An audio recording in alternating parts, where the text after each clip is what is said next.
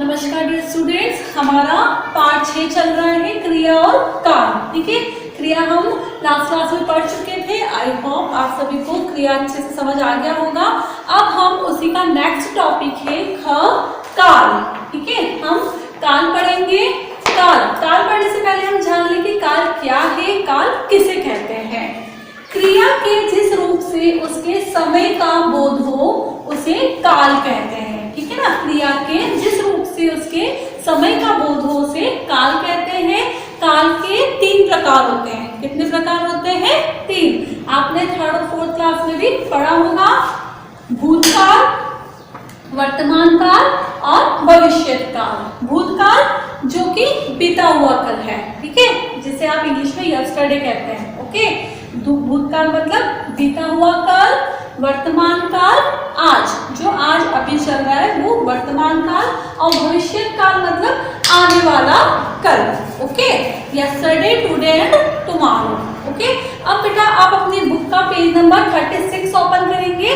आगे का मैं आपको और अच्छे से उसमें एक्सप्लेन कर रही हूँ, आप ध्यान से सुनेंगे और समझेंगे। ठीक है, यस। तो बेटा आप अपनी बुक का पेज नंबर 36 ओपन करेंगे। काल हमने पढ़ लिया है, सॉरी क्रिया हमने पढ़ लिया है, काल पढ़ रहे हैं हम। ठीक है, मैं खेल रहा था, मैं खेल रहा हूं, मैं खेलूंगा। देखिए बेटा ये 3 पिक्चर्स आपकी बुक में दी हुई है। मैं खेल रहा था मतलब भूतकाल हो गया। ठीक है, मैं खेल रहा हूं मतलब वर्तमान काल हो गया, अभी खेल रहा है। और मैं खेलूंगा है ना, बाद में खेलेगा, पता नहीं कब खेलेगा, तो ये भविष्यत काल हो गया। ठीक है, अब आप नेक्स्ट पेज ओपन करेंगे। देखिए दिए गए चित्र में क्रिया हो चुकी है, दूसरे चित्र में क्रिया हो रही है और तीसरे चित्र में क्रिया अभी प्रारंभ नहीं हुई है। अर्थात इनसे हमें क्रिया के होने के समय का बोध हो रहा है। ठीक है, तो क्रिया के जिस रूप से उसके समय का बोध हो उसे काल कहते हैं, है ना। अब देखेंगे तीनों काल को मैं और आपको अच्छे से एक्सप्लेन कर रही हूँ। बुक में भी इसकी डेफिनेशन दी हुई है। क्रिया के 3 भेद हैं, भूतकाल, वर्तमान काल और भविष्यत काल। अब देखेंगे भूतकाल। क्रिया के जिस रूप से बीते हुए समय में किसी कार्य के समाप्त होने का बोध हो उसे भूतकाल कहते हैं, है ना। बीते हुए समय में किसी कार्य के समाप्त होने का बोध हो उसे भूतकाल कहते हैं, जो कार्य हो चुका है।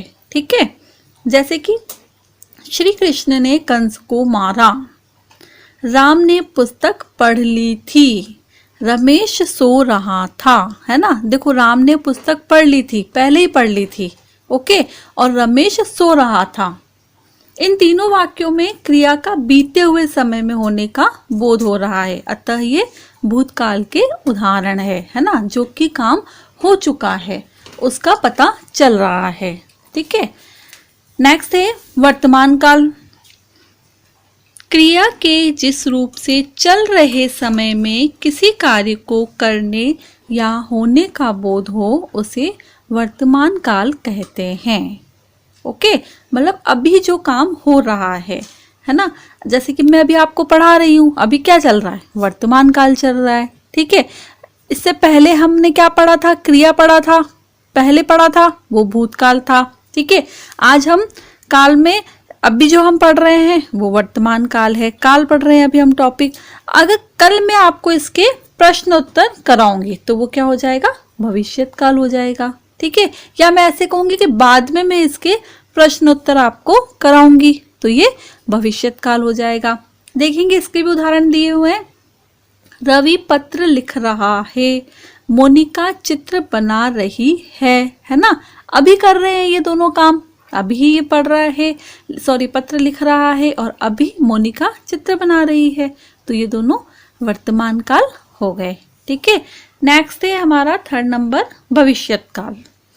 क्रिया के जिस रूप से आने वाले समय में किसी कार्य के करने या होने का बोध हो उसे भविष्यत काल कहते हैं। ओके, किसी कार्य के करने या होने का आने वाले समय में, है ना, उसे हम भविष्यत काल कहेंगे। मतलब कि जो बाद में होगा, अभी नहीं, जो हो चुका है वो नहीं, या जो अभी हो रहा है वो नहीं, अब जो होने वाला है या आने वाला है। ठीक है, इसके भी उदाहरण देखेंगे। मैं कल बाजार जाऊंगा, छुट्टियों में हम शिमला जाएंगे, और मैं पुस्तक पढ़ूंगा। ठीक है, तो मैं कल बाजार जाऊंगा, भविष्यत काल ही हो गया। ठीक है, हम छुट्टियों में शिमला जाएंगे, जब छुट्टियां आएंगी जब जाएंगे, तो ये भी भविष्यत काल हो गया।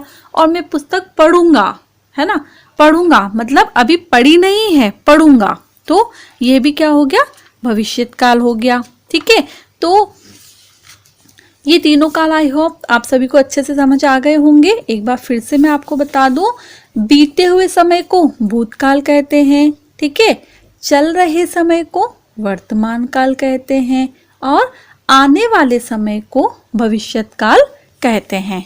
ठीक है बेटा, तो ये तीनों काल आपको आई होप अच्छे से समझ आ गए होंगे।